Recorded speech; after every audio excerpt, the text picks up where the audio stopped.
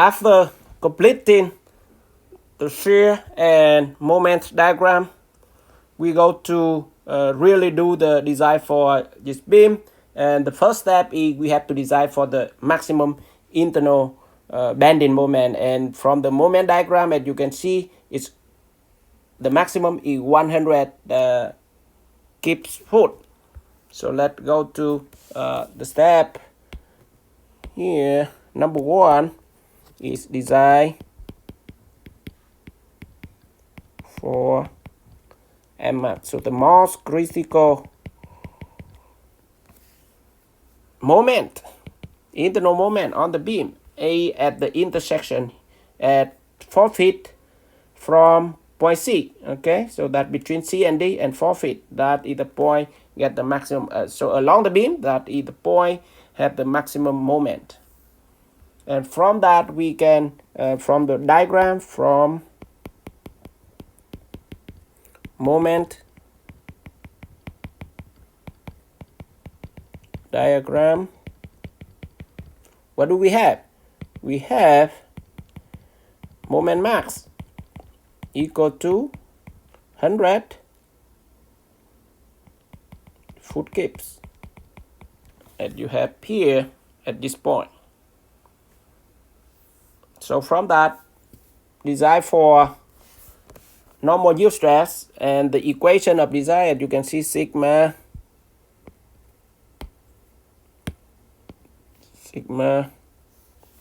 actual less than sigma allowable. So we have sigma actual less than or equal to sigma allowable. And sigma actual is the for the outermost fiber from the poor bending class. You already know that the sigma actual is actually equal to m over the section modulus, the moment, mc over I, and then s by basically equal to I over c, from the neutral axis to the outermost fiber divided by c. So you have the section modulus. And from here, we can have a sigma y over fs. Sigma yielding stress over fs. And for this is steel, so you can be able to find out the A36 steel. So yielding strength is 36 ksi. So we can find out the section modulus to look for the size of the beam. So we have S greater than equal to m times fs divided by yielding strength, and that we can plug in that here m equal to 100 kip feet, and then we change that to the unit here. So let's put it down here. Here is kip feet, so we have changed to inch, so it will be 12 inch per foot times the factor of safety. Problem give us 1.2 over yield for A36 steel, that is 36 ksi. So everything is gives an inch now. So from that equation, we have S have to be greater than 40 inch cube. And from your study guide, to design for the maximum moment, you get the section modulus S for the standard shape, which is this is Y flange, and go to the appendix B to get different section that have the section modulus SX greater than 40, and select the one with have the least weight. And we do that in Worksheet 5C. Go to that process. Just want to show you how it is here in that appendix C for the Y flange shape. So you go to the SX for each, and it have to be greater than 40. So for example, if we go to 24 55, 24, 55. This is a US customary unit. You can have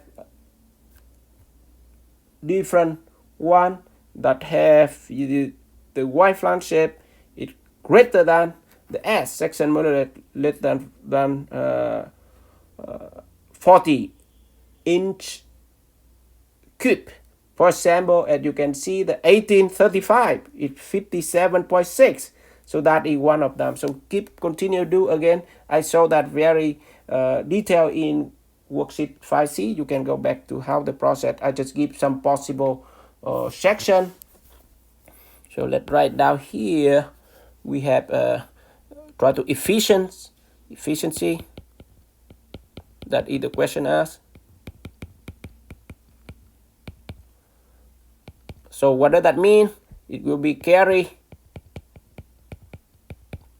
most load with least weight, because that is least money to spend, right? So with least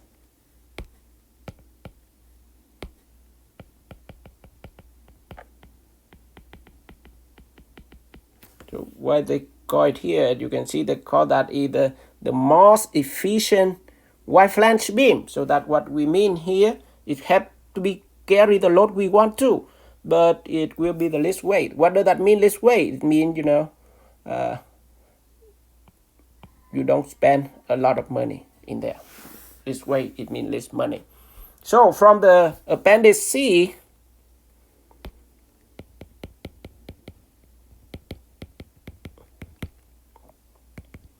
we can have several possible candidates. Okay, so it will be possible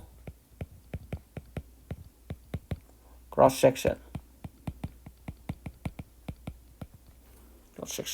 What are they? I give you a few, many candidates here.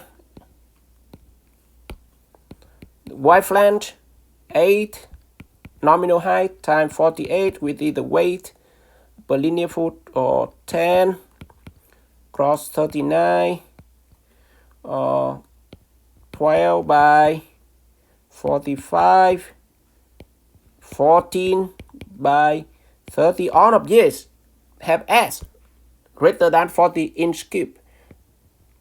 Y flange 16 31, Y flange 18 35. So take some time, go to the appendix C 24 cross 55, and we want to select the most efficient, which is can be carry the load, which is the maximum moment 100 foot kips, but want to pay less. So the answer, as you can see, it go to the second number, second digits in here, because that represent the weight per the pounds per linear foot for the weight. So from here you can see the obvious answer there. Of course, can go with the 1631. It 1 pound weight less per linear foot compared to 1430. But this is here our choice. And believe it or not, yes, we did that before in the elastic bending, but this is only the first step for the beam design. In the next step, we will verify whether this Y flange shape can carry the maximum transverse shear stress. And then the third step, which is apply the maximum shear stress theory, and that will be go to the next videos.